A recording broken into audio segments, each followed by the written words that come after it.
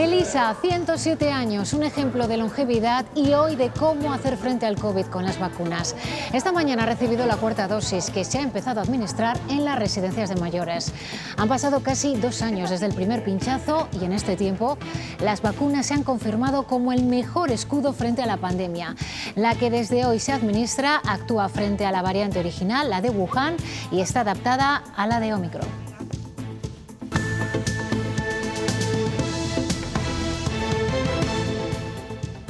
Hola, ¿cómo están? Esta cuarta dosis está recomendada para mayores de 60, personas vulnerables y personal sanitario y de residencias. Y precisamente por las residencias, como en otras ocasiones, se ha empezado.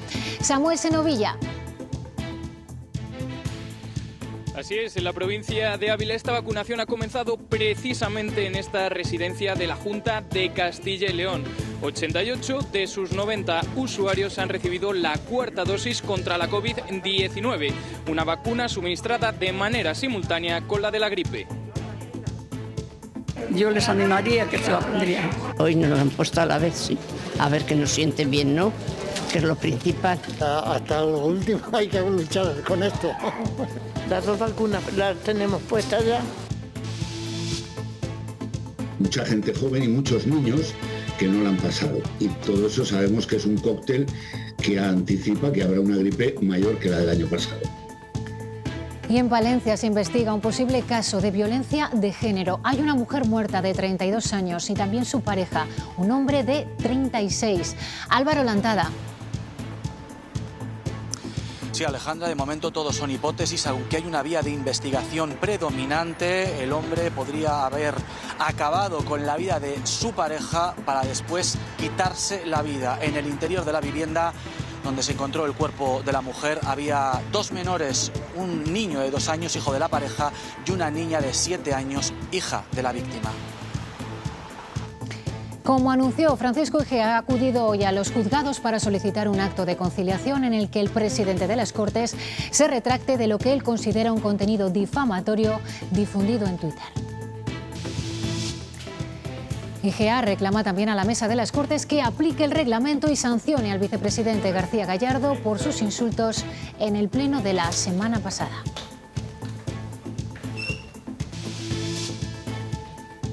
Los grupos parlamentarios coinciden por primera vez en este foro del Mundo Castilla y León después del bronco pleno de la semana pasada. Algunos en persona, otros han intervenido telemáticamente.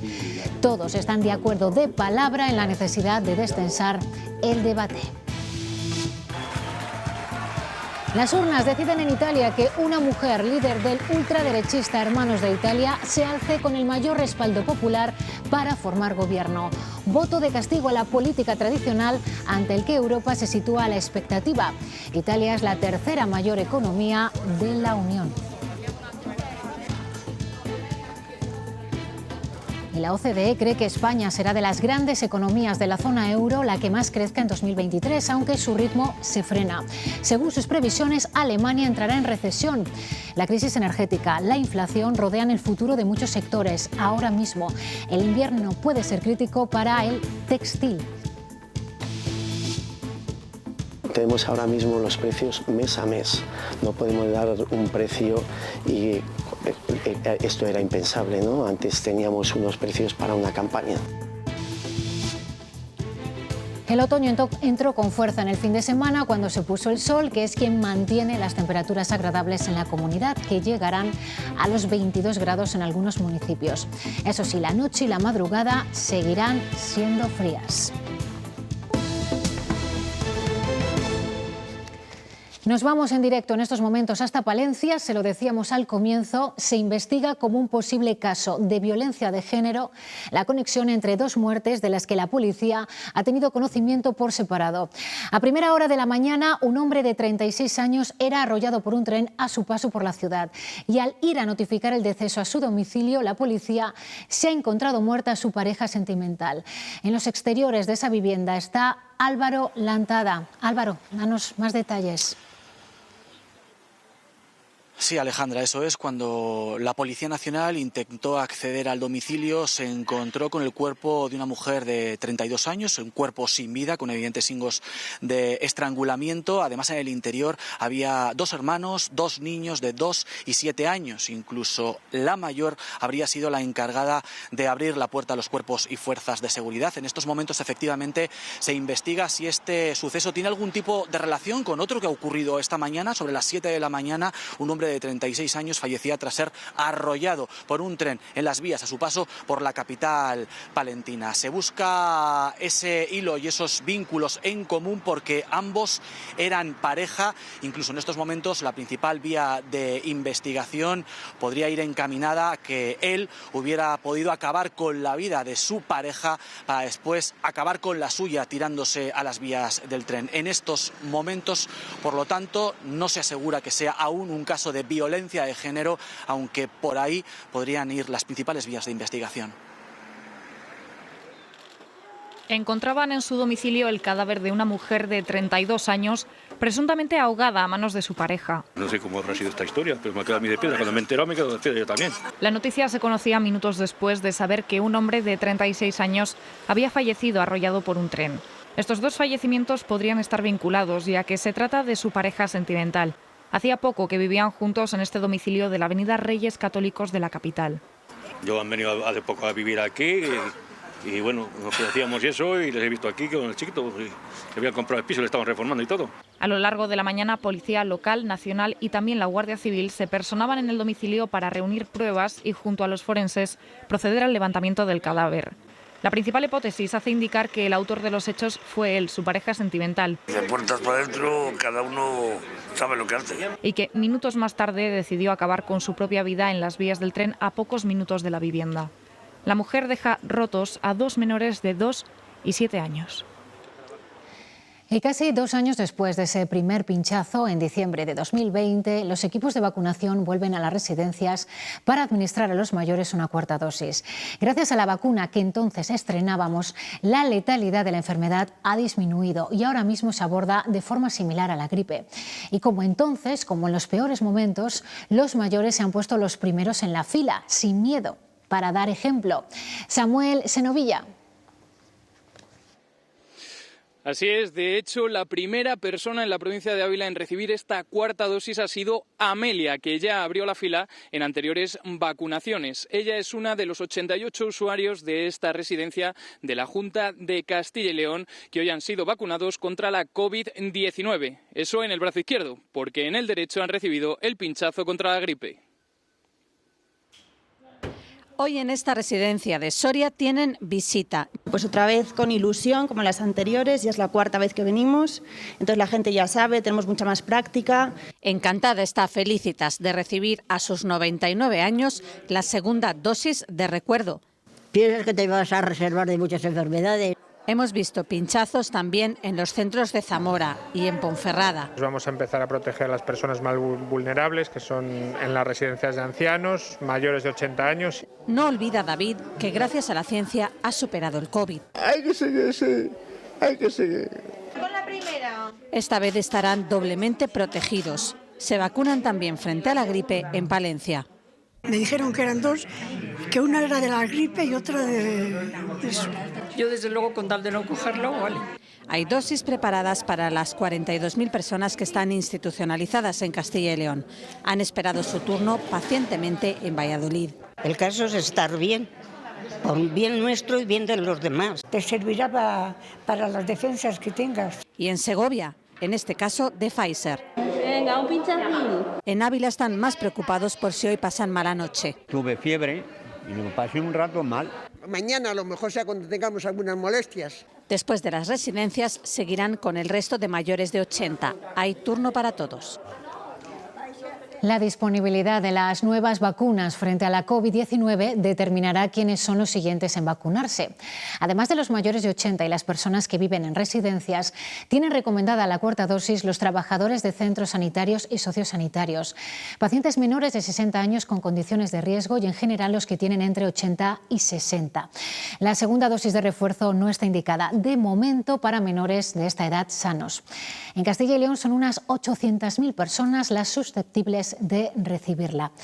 Y en esta ocasión, para esta segunda dosis de refuerzo, se van a suministrar las nuevas vacunas de Pfizer o Moderna, adaptadas a variantes de Omicron. Estas vacunas son más precisas y ayudan a mantener una protección adecuada, aunque el virus evolucione. Y entre todas las historias que nos deja esta jornada de vacunación está la de Elisa. Vive en una residencia de mayores de Ponferrada y a sus 107 años hoy ha acudido por su propio pie a ponerse la vacuna. No le falta ninguna de las dosis anteriores y además pasó el COVID en marzo de 2020. Es una de las residentes más risueñas y animadas, nos cuentan las enfermeras, las mismas que hoy le han acompañado a poner de nuevo el brazo. Dice el personal de la residencia La Rosaleda de Ponferrada que si conociera el secreto de la longevidad de Elisa no lo compartiría con nadie. Ha sido una de las personas de las 120 que han recibido la segunda dosis de refuerzo, la cuarta contra la COVID. Tiene 107 años y en marzo de 2020 ya pasó la enfermedad. Hoy, con la vacunación de la cuarta dosis, ha cumplido con el programa. Ha sido uno de los 120 residentes de esta residencia de mayores que ha recibido esa cuarta dosis en el área de salud del Bierzo. Y lo veíamos antes, comienza también la vacunación ante una campaña de gripe que en principio se presenta más virulenta que las pasadas. Uno de los principales motivos es que hemos estado 2 años con menos casos de los habituales. Eso ha provocado que mucha gente haya perdido su inmunidad ante este virus. Con el otoño recién empezado, un pinchacito. La gripe estacional ya está aquí. Casi seguro que tendrá mucha más incidencia que el año pasado. Tras 2 años donde esa incidencia no fue la normal debido al COVID-19, el resultado... Hay muchas personas que no han pasado la gripe y sobre todo mucha gente joven y muchos niños. Y eso quiere decir que han perdido los anticuerpos por hacer frente a la gripe. El año pasado prácticamente no hubo gripe y este año pues nos hemos relajado con las medidas de seguridad. El uso de las mascarillas ya no está generalizado, las medidas de higiene se han relajado. Y todo suma, por eso este año... Ha habido gripe hasta en el verano. Y eso es producto de la pandemia de COVID que ha alterado toda la epidemiología de los virus respiratorios. Más numerosa, pero esta gripe no será necesariamente más peligrosa. Evidentemente el riesgo existe. Por ello el consejo... Vacuna que algo queda. En función de cómo evolucionen los casos, la campaña de vacunación será modificada. Si hubiera alguna situación epidemiológica que nos obligara a cambiar la rutina, pues lo haríamos. Porque este año eso será por seguro de gripe. Vale, pues ya está. Hablaremos y mucho. 300 expertos de 8 países se dan cita en León en el Congreso Internacional de Enfermería, que bajo el lema Más enfermería, más salud, analiza la situación de una profesión que tiene un 40% menos de enfermeras que los países de nuestro entorno. A su juicio es necesaria una reforma integral del sistema sanitario en nuestro país. Estamos capacitadas, tenemos la competencia y las destrezas suficientes para ser una parte importante de esa reforma que precisa el sistema sanitario. Necesitamos profundizar y avanzar en la prevención y la promoción de la salud, porque eso va a redundar en un cambio en la mortalidad de la población del futuro. Ante esta escasez de profesionales de enfermería, la consejera de Educación, Rocío Lucas, se ha comprometido a estudiar la solicitud de la Universidad de Burgos de aumentar el número de plazas que se ofertan en dicha titulación. Escuchamos sus planteamientos y de forma coordinada intentamos dar solución a esos planteamientos. Planteamientos muy positivos, como comentaba el rector, de ese aumento de las plazas de enfermería, que lo hablaremos en ese caso con la correspondiente comisión. Cumplido el plazo de 24 horas, el portavoz de Ciudadanos, Francisco Igea, ha acudido a los juzgados para reclamar un acto de conciliación al presidente de las Cortes y al procurador de Vox, David Hierro. Lo ha hecho acompañado del portavoz nacional de su partido. Dice Igea que este acto de conciliación es el primer paso, pero que no descarta la denuncia civil o penal por un delito de injurias si Carlos Pollán no acude. En el escrito de conciliación le reclama disculpas en el mismo medio en el que publicó su foto en el banquillo. A la mesa de las Cortes, además, le piden un escrito que sancione a García Gallardo por sus insultos en el Pleno.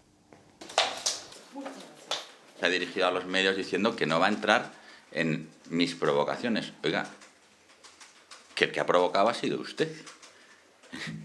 Que el que ha dejado que me insulten ha sido usted. que el que me ha dejado sin protección ha sido usted. Y después es su subalterno el que dice, y además yo se lo voy a demostrar. ¿Ven cómo es un presunto delincuente? Es que es así de sencillo. Y el señor presidente de las Cortes le da carta de naturaleza y lo difunde. La denuncia de Francisco Igea en los juzgados tiene el respaldo de los socialistas que han cuestionado el ambiente de crispación que se vive en el Parlamento Autonómico.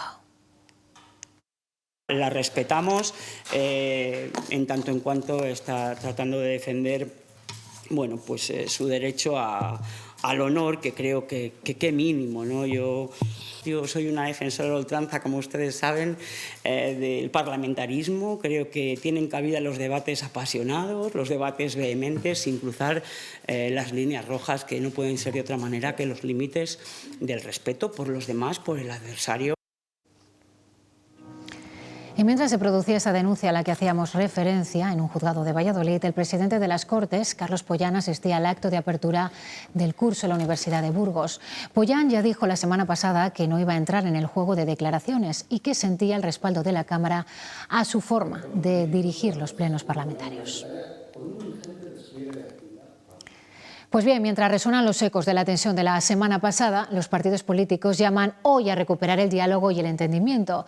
Lo hemos visto esta mañana en el foro Somos Castilla y León del diario El Mundo, en el que Partido Popular, Vox y Unión del Pueblo Leonés y Unidas Podemos también han hablado de buscar consensos. Aunque haya tormentas como las de la semana pasada en las Cortes, los partidos dicen que sus relaciones en realidad no son tan tempestuosas. Algunos, como buenos actores políticos, son completamente distintos cuando suben al estrado que cuando bajan. Y personalmente nos llevamos todos bastante bien. En los corrillos de este foro no hemos visto casi mezclas de miembros de distintos partidos. No coincidían en esos grupos, pero sí en sus llamamientos a calmar las aguas. Es bueno para destensar las tensiones propias del debate político que se van generando en las Cortes. Pero con algún reproche. Si alguno cree que el hecho de aparecer en muchos medios de comunicación por el mero hecho de insultar es bueno para la política y para ellos, desde luego yo creo que se está equivocando. Los portavoces parlamentarios de PP, Vox y UPL han compartido mesa de debate en este foro. Faltaba la contraparte del líder del PSOE, Luis Tudanca, por cuestiones de agenda. Sí que se ha sumado con un vídeo Pablo Fernández al encontrarse en Madrid en la Ejecutiva Nacional de Podemos. En un momento de gran crispación política, creo que tenemos que tener altura de miras y ser capaces de buscar acuerdos. Unos propósitos de enmienda del tono general que, para comprobar si se cumple, habrá que esperar al próximo pleno de las Cortes de la semana que viene. Otro debate parlamentario que está por venir es el de los presupuestos, sobre la confección de esas cuentas que deben presentarse en las Cortes antes del 15 de octubre. El consejero de Hacienda destaca que hay buen clima interno entre los socios para aprobarlos. Hay algunas incertidumbres todavía de algunos datos en materia de algunos ingresos por definir, pero sobre todo en materia de determinar cuál es el incremento salarial, las retribuciones de los empleados públicos. Pero yo creo que hay un buen clima interno. Lógicamente, cada una de las consejerías tiene la obligación de poner de manifiesto que su sector productivo y su sector de actividad es el más relevante, pero en ese contexto vamos a hacer el esfuerzo de intentar llegar a lo más que podamos.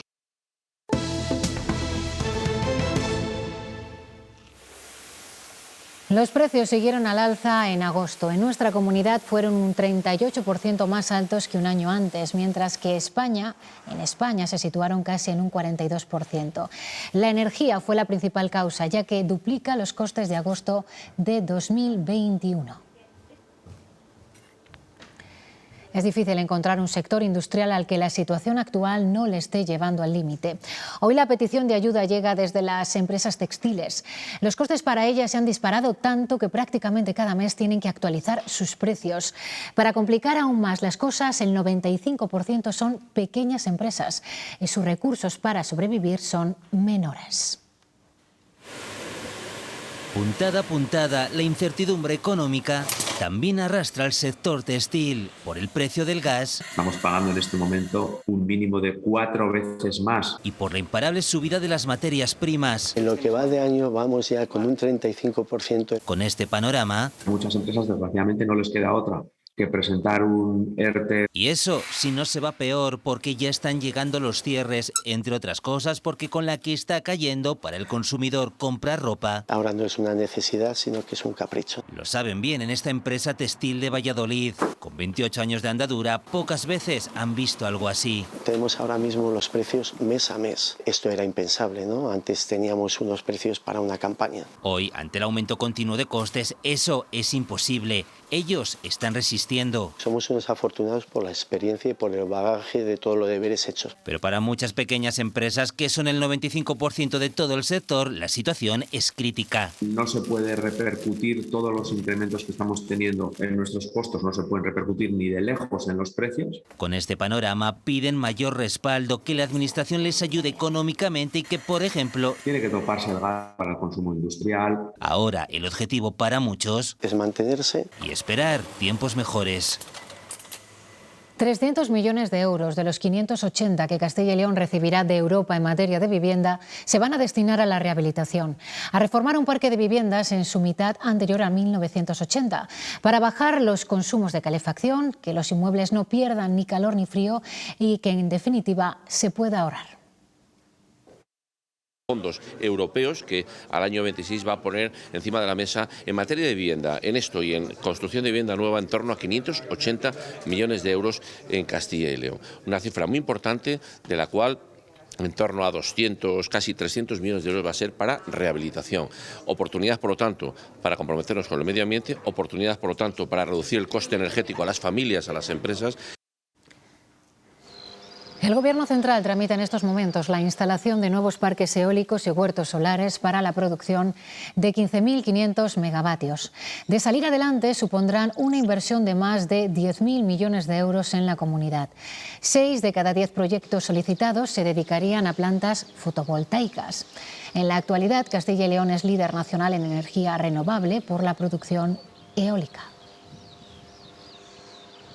El debate de la energía es inapelable y yo creo que no tenemos que acudir a ocurrencias extrañas sino ver cuál es la potencialidad de nuestro territorio.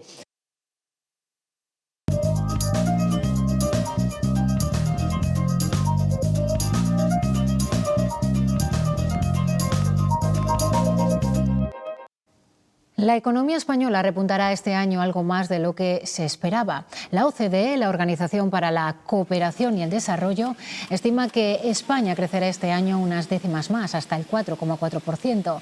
Sin embargo, en 2023 se reducirá el ritmo hasta casi la mitad de lo calculado inicialmente, al 1,5%. Peor será la situación en Alemania, que entrará en recesión, mientras que Francia e Italia crecerán en torno al medio punto. El programa de inversiones en bienes de interés cultural de la red de paradores recibirá algo más de 10 millones de euros que llegarán a 6 paradores de Castilla y León. Rehabilitar fachadas y murallas, restaurar elementos singulares y renovar los sistemas de iluminación son algunas de las intervenciones que la llegada de poco más de 10 millones de euros permitirán realizar en 6 paradores de Castilla y León. Lo que queremos al final es turismo patrimonial, turismo cultural, en definitiva es desarrollo económico y generación de empleo estable. Bienes de interés cultural de Ávila, Lerma, León, Ciudad Rodrigo, Zamora y La Granja. En cada caso se sigue el mismo protocolo a la hora de decidir las necesidades. Necesidades urgentes por necesidades del propio inmueble, bien de interés cultural.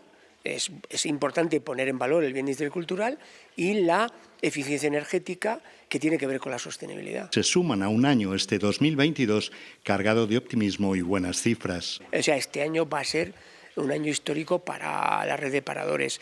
Vamos a tener el mayor volumen de ingresos. Una inversión en el patrimonio de todos que pretende conseguir una mayor cuota de turismo cultural que entre 2016 y 2019 experimentó ya un crecimiento del 16%.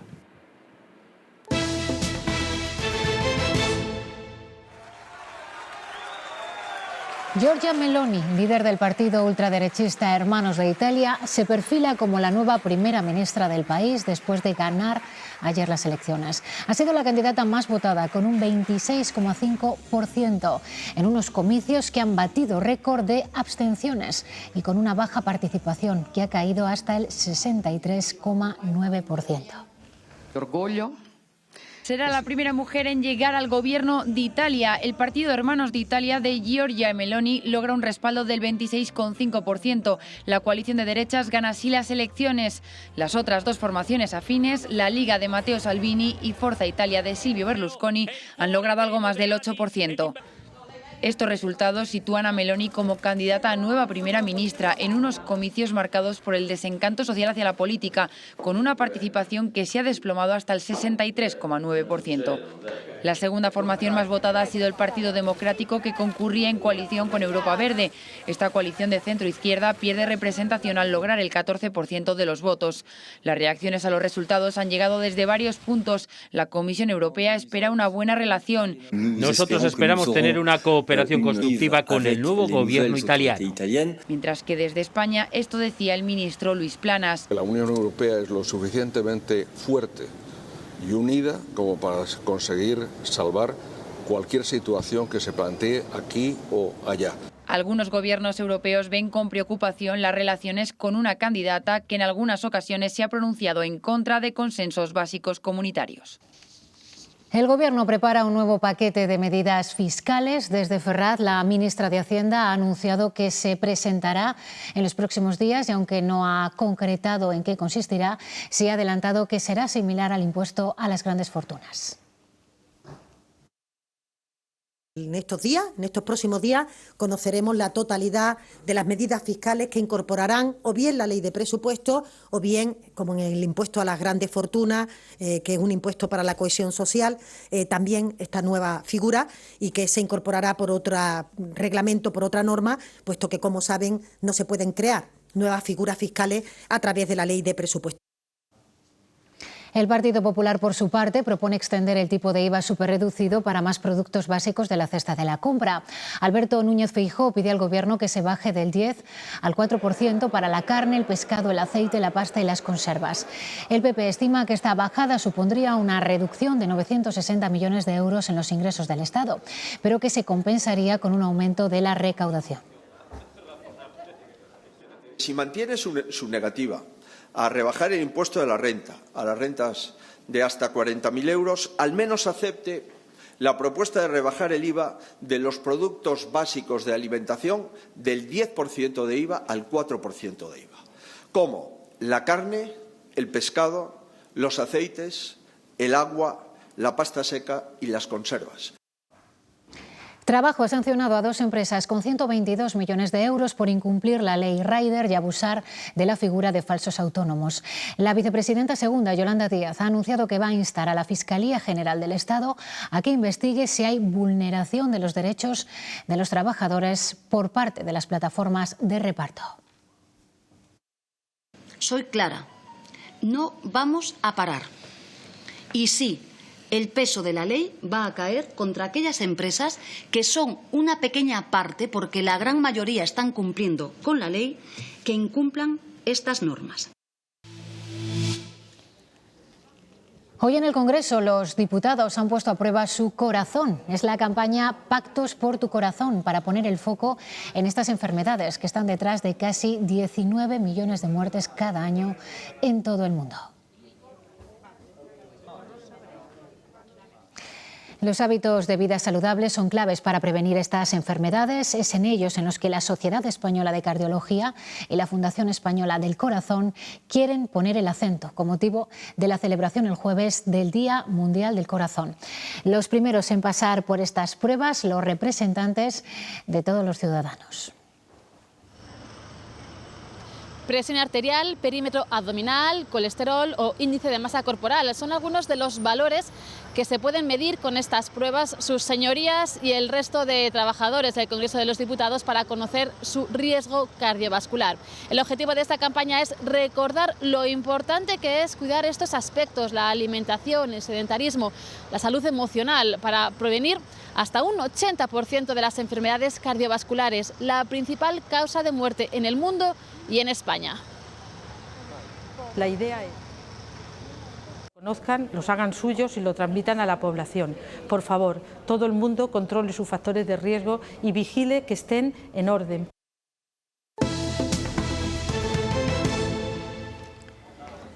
En Murcia, las fuertes lluvias han cobrado un fallecido en la noche de ayer. El hombre vivía en la pedanía de Jabalí Viejo y se encontraba durmiendo cuando una escorrentía irrumpió en su vivienda y lo arrastró 300 metros calle abajo, donde fue hallado su cuerpo sin vida. Y la fase de alerta máxima decretada en Canarias por el paso de la tormenta tropical Hermín ya ha sido desactivada después de un fin de semana en el que se ha registrado el récord de precipitaciones en la vertiente oriental de la isla de La Palma, seguida por El Hierro y Tenerife con más de 300 litros por metro cuadrado acumulados. Y esta mujer que ven en pantalla conduce sin permiso mientras su acompañante la graba. Los dos están siendo investigados por la Guardia Civil de Zamora por un delito contra la seguridad vial. La investigación se inició al colgar este vídeo en una red social. La multa podría ascender a 7.500 euros. Los hechos ocurrieron el 11 de abril del año pasado en la A11, en el tramo entre Tordesillas y Toro. Cuando haces algo de corazón es porque quieres dar lo mejor, cuidando cada paso que das desde el principio hasta el final. Por eso nuestra nueva botella es más sostenible. Nunca dejemos de crecer. Valladolid estrena una iniciativa para hacer más amables los barrios. Se ha puesto en marcha en Pajarillos, con una serie de murales en los que han participado los vecinos. El artista Nano Lázaro ha coordinado algunas de estas actuaciones. Ana Duarte. Así es, en esta primera fase se pueden ver 3 murales localizados en la plaza Pasaje entre la calle Tórtola y la calle Pelícano. Una plaza muy concurrida pero que estaba desgastada por las pinturas. Precisamente este mural es el mural más grande que rodea dicha plaza y en él se pueden ver las aves que dan nombre a las diferentes calles del barrio Pajarillos. Un toque de alegría y de color diferentes en un proyecto que integra a todos. Es lo que se va a poder ver en los murales de la felicidad que recorrerán las calles del barrio Pajarillos aquí en Valladolid. Cambiar la dinámica y un poco transformar un barrio que ha sido duramente castigado en otras épocas, cambiar el mensaje y ser un espacio de convivencia y de felicidad, por eso los murales de la felicidad. Hacemos unas encuestas de la felicidad con los críos, diseñamos en clase para encuestar y radiografiar el barrio, la percepción de felicidad que tenía el barrio. Entonces ahí sí que localizamos las zonas felices, las 11 zonas que hemos elegido son las zonas felices de Pajarillos. Con estos murales de la felicidad les decimos adiós. Ahora los deportes. Nos vemos mañana. Feliz tarde.